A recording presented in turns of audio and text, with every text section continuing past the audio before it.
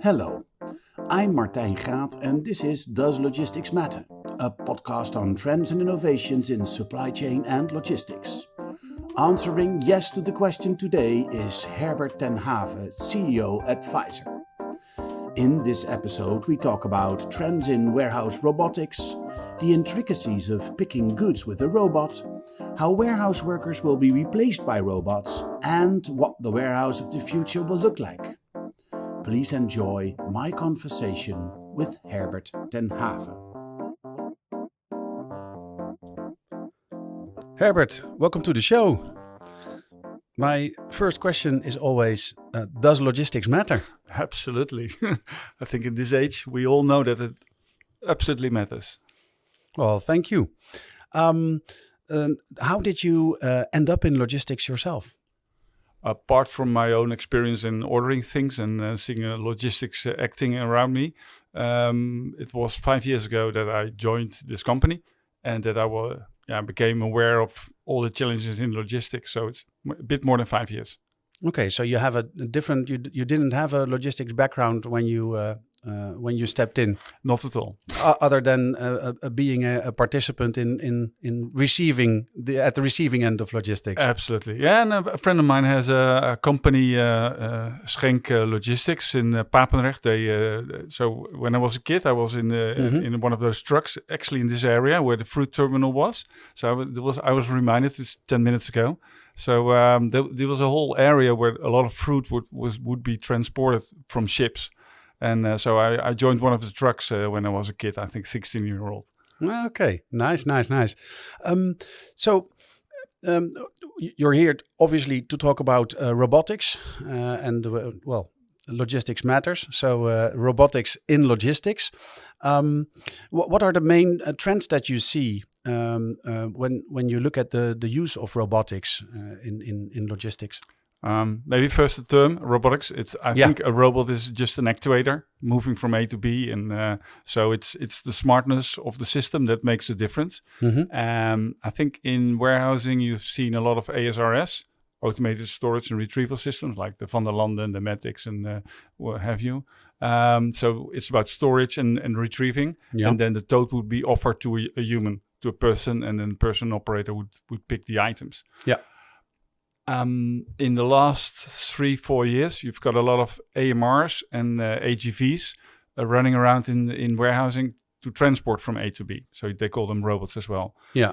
What we as Fyzir focus on is replacing the human picker, picking items or parcels from a tote or from a chute and placing them somewhere else. That's where we are into robotics. Mm-hmm. That's also moving very fast, but I would say 3 years behind the AGVs and the AMRs. Okay, so and I can imagine that is because picking up something is way more difficult than, how do I say this? Not to say anything about forklift drivers, because these guys really know what they're doing, and you need to be trained and know what you're doing. But for a robot, it seems it's easier to slide 2 forks in a pallet, lift it up a little bit, and then drive. That's a relatively simple operation.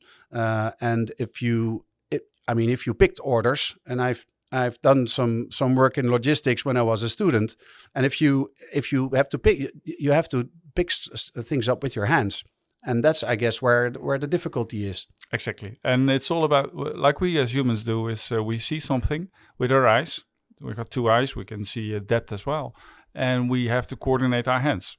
And so, and we have 2 hands, and we have to be creative based on what we're picking. Maybe it's a towel or a cup or a heavier object. So we as humans are very flexible, dynamic, and agile in handling all kinds of goods. So a robot has much more trouble with that. So the key essence what we add to robotics is the eye-hand coordination. So translating the image into understanding the scene and guiding a robot moving in safely, picking the item and moving out safely. Okay, so what Fyzir does is you don't sell the robot, but you sell the brains. Exactly. So if we would be in the car industry, like self-driving industry, self-driving cars, we would license out our software to BMW, Audi, Mercedes, etc. So that's our business. So just translating the image into understanding the scene and guiding a robot. Okay, so do you have some examples so the listeners can understand why it is so complicated for a robot to pick up something? Yeah, if you see just the market, you had the Amazon Picking Challenge for several years. By the way, our team won it in 2016, both the picking and the stowing challenge. Before I joined, of course. So it's all really up to them.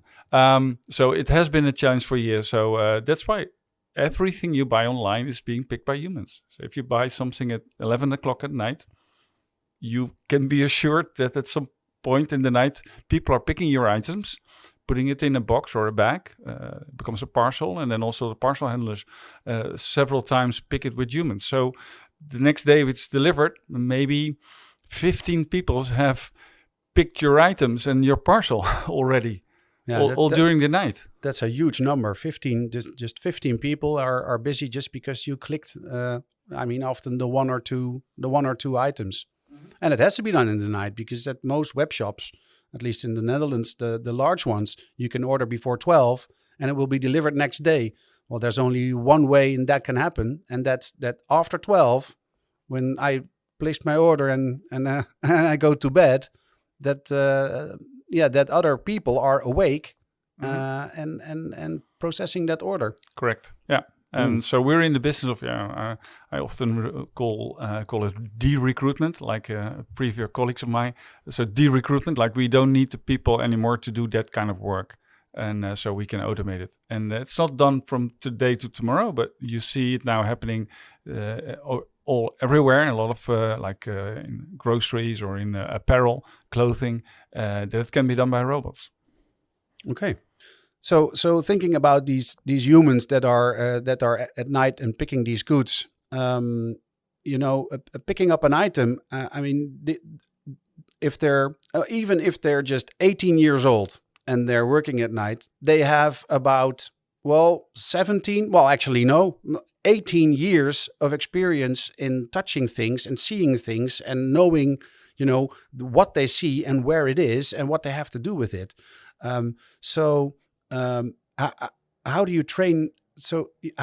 How do you train a robot, and how much time does that take? How does that work? Okay, good question. It's the same principle as with voice recognition, image recognition in general. So you train a neural network to generalize, to cope with situations that never seen before.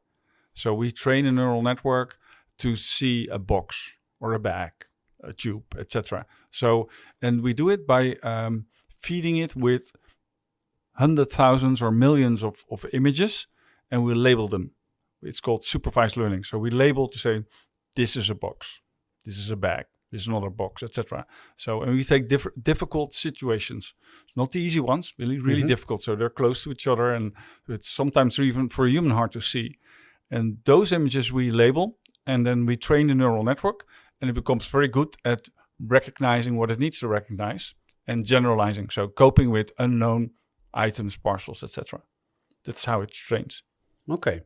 So that enables it to pick a box from a pallet that has all sorts boxes with different sizes. Exactly. Yeah. Okay. And how does it deal with see-through things? Because you have things in plastic. How does that work? That's difficult. First of all, you need to see it in the camera. So you need good lighting, good conditions, and you don't want reflections, because if you put lights on it and you look into a mirror, you don't see it. So if the camera can't see it, we can't see it, and the system, of course, can't see it either. So you need to have a good camera, and then we use also stereo to see the depth. Because we need to see the depth very accurately, because if it's not accurate, then the robot has to move very slowly and not to bump into it and not to break it. And so with plastic, transparent, it's having a good camera, good lighting, and of course also our software. So we trained it to deal with those difficult situations. So it's really robust in handling those situations. Yeah, and I can also imagine that the precision is important because these are metal arms and they move and if no system says stop, they keep on moving. So I guess they can go straight through the box. Yeah, they could, but so it's good to have an accurate camera with a good depth. So it creates a point cloud. They call it a point cloud, and it gives the position in 6 degrees of freedom, which is simply X, Y, Z, and a rotation on each axis, like a plane or a floating body, like a boat. Also, so we tell the robot where to move. And at the last part, it will, of course, be a bit slower. And then we apply suction. So it's mostly use vacuum to attach force. And so if you apply vacuum at, let's say, centimeters before, and then at some point it will... Yeah. Yeah. No, and that makes sense because then it's not grabbing and crushing something, but the last, I would say the last mile, which is a logistics term. So the last few millimeters, it's no longer robot to good, but it becomes the good comes to the robot. Depends on the weight, of course. But yeah, no, but so the last and if it's a heavy thing, then the robot sucks itself toward the last millimeter. It sucks itself toward the unit. But to add to this, apart from vision, the next challenge is coping with variation of items. Yeah. If you have a small item like a pencil, you need a very small suction cup to singulate it. But you could have something heavier as well. Parcels can be 32 kilos. So it could be a box of wine or whatever. So you need different kinds of grippers and effectors on a robot to cope with the variation. And so we support smart grippers. So at some point it can use just one suction cup. The next one, it uses a combination of suction cups. So we support the smart use of grippers like we have humans' hands. We also we are very flexible, agile in using our hands. So we do the same with grippers. So apart from vision, the next challenge in automating it with robots is the end effector, is the gripper. Yeah.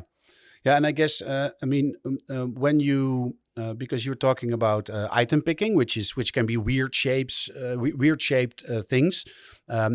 Boxes are slightly more regular shaped. They have different sizes, but at least a box is a box. But if sometimes if you get a package delivered and you look inside of the van, for me as a logistician, I am sometimes amazed with what people do to package something. It's the weirdest. What are they called? Contraptions. You cannot call them. You cannot call them boxes. So it's the weirdest thing. So you work in that part of the logistics chain as well. So it's not just the order picker that picks the order and puts it into the box, but it's also actually the whole chain. Yeah. So we specialize in where you cannot program it anymore. So when you have to deal with a lot of variation in goods, that's in e-commerce, item picking, and within that, it's a lot of groceries. We do micro fulfillment centers, and also apparel like clothing. We do a lot. And then at some point, it becomes a parcel, like a bag or a box, and it's being shipped. And then we pick small parcels from bulk, as well as depalletizing, picking boxes or bags from a pallet, and also truck or container unloading, and which is nice because we're in Rotterdam area. So it's a lot of human labor still being done, and you'll be amazed. In mid of the summer, very hot, people are on the floor picking those boxes and stuff from a truck, or even in the winter. You'll be ashamed. I have images and videos of humans. Of course, I didn't video their face, but we should be ashamed that humans still do this work. Okay. So for a logistics company that has a warehouse and that receives goods, ships out goods, has a lot of goods to pick, what are the steps that they need to take to efficiently use robots? Okay, you're picking robots, you mean? Oh, yes. Yeah, I mean the picking robots. Yeah, no, it's my first question would be, what have you automated so far? Because if they're still using shelves and people running around, then a robot doesn't help you a lot because you have to run the robot around as well, and that's not a business case. You need have the robot. No, ideally, you have the best business case if the robot's on a static position. You bring the goods, like goods to man, you bring the goods to the robot, and the robot can work 7 times 24 hours. Perfect business case. Yeah. So my first question would be, how have you automated your warehouse? So do you have an ASRS, automated storage and retrieval system, like maybe an AutoStore or with shuttles, or doesn't matter, even with AGVs. So you have a mechanism to bring goods to the robot. Yeah. So that's the first question. And then you probably also have control over which goods goes to which robot, or to a person. If it's like picking bananas, you probably want to use the humans doing that. Yeah. But if it's dry good and it's in boxes or tubes, cylinder, flask, whatever, then you can have a robot doing it. And so you're looking for the business case, or where's the sweet spot, what is the volume, what would suit your operation, which type of picking. It could be incoming goods, depalletization, truck unloading, container unloading. Yeah. Could be at item picking, could be at packaging it. So placing the items on a smart packaging machine. Mm-hmm. And it could also be in the sorting center, putting them on the sorter. So individual items on the sorter. Yeah. So looking at the sweet spot, and then at some point okay, I want to automate these kind of items. And then we tell you or ask you, send us images. So take your cell phone, take a lot of images of the goods where normally our camera would be. Mm-hmm. And then we can run those images through our network, through our software, and then provide you with the answers. Like, our software can handle your goods, can see the difference, can see where it needs to grasp. So we can already, without having any robot, without any cameras, provide the end user the answers that, yes, our software is able to do what it needs to do. And then the second step for them would be to maybe send us the goods. So we can run a small pilot and create a video. We can even do it online and show them, even the robot and the end effector, the gripper, can grasp what it needs to grasp. So then you have sort of validated the technology part of it, and then you have to look at the business case, how to integrate it. So, and integrating is about speed, about do you want a cobot where a human can be next to, or an industrial robot? Then you have to make it safe, so have a fencing around it, and so you don't automate it with the idea to have it 100% all the time. We assume at some point you need to have a human in intervening, mm-hmm. because things might stick together. It's broken, it's leaking fluid, whatever. So there are always situations at some point we need as software to say, okay, I'm not going to pick this because certain reasons. So then you have to intervene, and then a human solves it. So that's how we go through a process with an end user when they want to automate a warehouse, for instance. And you deliver the software and not the robot. So do you advise, like, these are the goods, this is your level of complexity, this is what you have in the future? Do you then say, these are robots that will work, or how does that process work? Yeah. We're fully agnostic in hardware. So several cameras, any robot, any gripper. And so it's up to the end user, or mostly the integrator, to decide on that. So how it works is our software is being used by a robotics or a system integrator. Mm-hmm. They build the picking cell, and they sell the whole picking cell towards the end user. Normally, let's say as CAPEX, so they say, okay, it costs you 100,000 euros, the whole cell. Or sometimes OPEX, to say we charge you whatever, 20K or 30K per year, or even per pick. So they charge it per pick. And so we just do the software, which is the key element. Yeah. And then an integrator, a company that builds the solution, sells the solutions towards the end user. And we get paid by license yearly, a yearly fee. Okay. So you've mentioned several things. Yeah, mentioned humans intervening, cobots. So if we now really look towards the horizon and maybe even past the horizon, what are the developments that you see that will even change logistics and picking as we know it now even more? Okay. First of all, we're really at the beginning. So, like I said, everything you buy online is still being picked by humans. So, Yeah, it's a long race to go. And it's a huge, huge market. So, what you will see in the coming years that the first warehouses where they can really benefit from having a robot, like 7 times 24 hours and nice goods, that they will apply the robots or parcel handlers, and they will automate the process. At some point, now the whole process is built around humans. So the goods are being brought on a level where humans can stand and save, etc. So at some point it will change, because why would you have a picking robot at the same place where the human would be if you can also pick them somewhere high in the air and so do it more effectively? And so you will see some changes. So they'll replace humans, and at some point when it's working properly, let's say for a year, then they will start to design new sorting centers and new warehouses where the robots have a different place there where humans have been so far.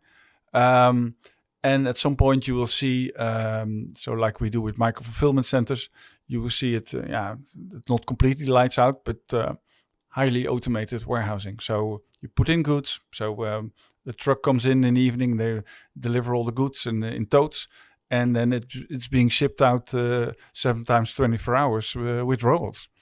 And so I foresee a future which is comparable to data warehousing. So where you have like service centers where all the data centers are. Mm-hmm.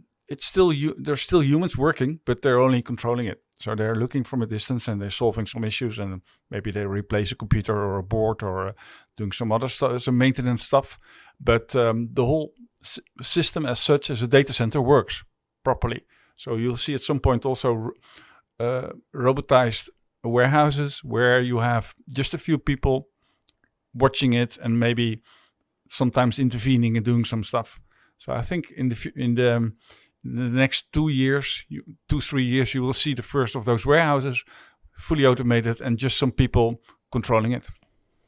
So and when I spoke to you before this podcast, you were I think speaking of that the current robot and the way it picks things has a certain age. Mm-hmm. So what was the age you were referring to, if you would compare that? Yeah, so there are 2 different things. One is if the level of our software, what we do is actually, it's like the brain of a toddler of 2 years old. Yeah, that's what we do. We just pick up things like, okay, this is a box, I can pick it up here, and this is a bag, etc. So that's the age of our of a human doing the same thing as us. Mm-hmm. But if you look at the market as a whole and where we are in the market, I would say we are maybe pre-puberty because it's a long way to go. So maybe we are maybe 6-7 years old because the market needs to really develop. And, yeah. So because I was thinking of this next question. So when will the robots be all grown up? Now they are grown up for doing certain tasks, but they're not capable yet of dealing with a high variation like with the anti-factor. So computer vision, I would say we are quite well ahead. So we're doing okay. But the challenge is in the anti-factor, in the gripper, coping with variation and making the whole system smart, because you can have a good robot, but it can never replace a human in the way a human interact. So at some point you have to, in order to make maximum use of the robot, you have to reorganize your processes to benefit from the robot so that's the next challenge. And so it's not just a one-time deal. It needs work from both us as the robotic integrators as well as the warehouses themselves. They have to make use of the technology, and they need to optimize that. They need to change their way of working a bit. So, what's the main driver for Fyzir in the market it's operating in? There is a huge pull for this because of the shortage of people. Operators can't get order pickers to do the work. It's repetitive work. It's sometimes lazy. It's stupid. But they can't, and it could be heavy as well, and very cold or very warm. But we see it all over. We see it, of course, in America, but also in the Western world. But even recently in Romania, they cannot get the people, even in Romania. So we thought they had a lot of workforce and willing to do work for a reasonable hour. They cannot get it anymore. So it's really going fast now. Yeah. And so you see the number of everybody's buying online. The number of parcels is increasing every year with 12 or 14%. Yeah. So it will double in the next 4 or 5 years. So it's already a shortage. So we need to automate it. Yeah. And what is for you the biggest challenge in this? There's no shortage of market. Also no shortage of money to grow the company. At the end, it's people. And having good people and keeping the dynamics in our company and the drive and the culture. So we currently have 12 different nationalities in our team, and so really proud. And we're growing now to over 30 persons, and so keeping that culture and keeping the quality and then growing globally. That's my drive and my challenge we have as company, as colleagues. Yeah. Well, good luck with that, Herbert. Thank you very much for explaining so much about picking in the future. It was my pleasure. Thanks. Thank you for listening to Does Logistics Matter? For more on trends and innovations in supply chain and logistics, visit our blog on logisticsmatter.com. This podcast was produced by Dimitri Vleugel. The music is based on a sample by Ragaman and produced by Michael Spengler. This episode was sponsored by Fyzir.